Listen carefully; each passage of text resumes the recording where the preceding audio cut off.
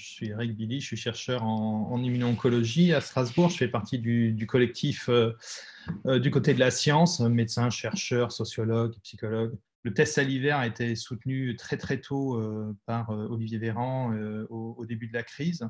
On pense réellement que c'est une solution. Le salivaire, il est quand même très simple, il peut être fait en autotest, c'est-à-dire que le patient peut prélever lui-même. Et ça change tout parce que vous n'avez pas besoin de soignants, vous n'avez pas besoin d'infirmières, etc., qui est là pour faire le prélèvement. Le test salivaire, c'est très simple. Vous prenez un petit peu de salive, c'est mis dans un tube, c'est mélangé avec un réactif, on laisse à peu près, on le met dans un cycleur, donc c'est juste une petite boîte qui va chauffer à une température contrôlée.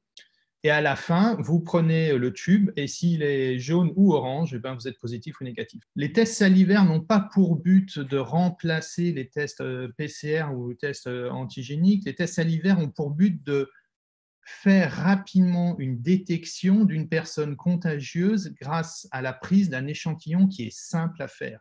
La deuxième chose qui est encore plus importante, corrèle la gravité et la sévérité de la maladie pour la personne qui va arriver. Donc en fait, on a réellement, ça c'est des points réellement très importants. Ce test est complètement fiable, absolument. Le test ne va pas chercher, le test salivaire ne cherche pas nécessairement à savoir si vous avez croisé le virus il y a 10 jours, etc., s'il vous reste encore des particules, même virales complètes, mais vous êtes infectieux au-delà d'une certaine charge virale. Je veux dire, si vous avez 10 virus dans le nez, le PCR va vous le détecter, vous ne serez pas contagieux.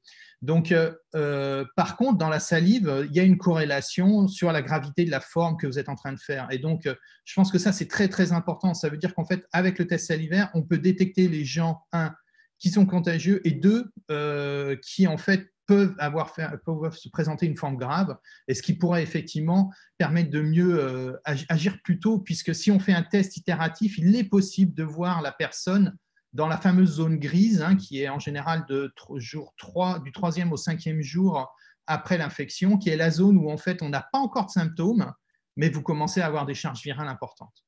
Le plus gros de l'histoire quand même pour EasyCov, c'est qu'ils ont eu une certification initiale très tôt au mois d'avril, que le test est utilisé dans des pays d'Europe, ils en sont à 250 000 tests développés, d'accord, mais pas chez nous en fait. Alors que le test est produit en France, que l'appareil est produit en France, en fait, on a une indépendance totale par rapport à la production de ce test. On n'est pas dépendant d'une production en Chine ou dans d'autres pays. En fait, on aurait un système et il a un coût inférieur au test antigénique et il a encore un coût évidemment inférieur au test PCR.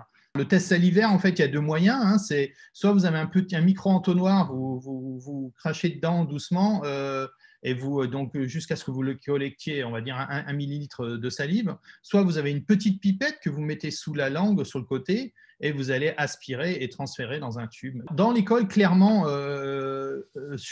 quand on voit qu'il y a 500 élèves dans une école, les tests salivaires pourraient être là pour deux choses. Un, pour les professeurs, déjà parce qu'eux sont plus à risque de formes, surtout ceux qui ont un certain âge, sont plus à risque de formes graves. Donc, de nouveau, ça serait capacité d'isoler un professeur qui est dans cette zone grise, c'est-à-dire qu'il a été infecté, mais il n'a pas encore les symptômes, donc de pouvoir rapidement l'isoler. Ce qu'on peut faire à l'heure actuelle, ça serait effectivement, vous avez un enfant qui est cas contact, au lieu d'avoir un système qui est un peu compliqué aujourd'hui et qui n'est pas très, on va dire, soutenu par un rationnel scientifique, vous testez toute la classe tout de suite.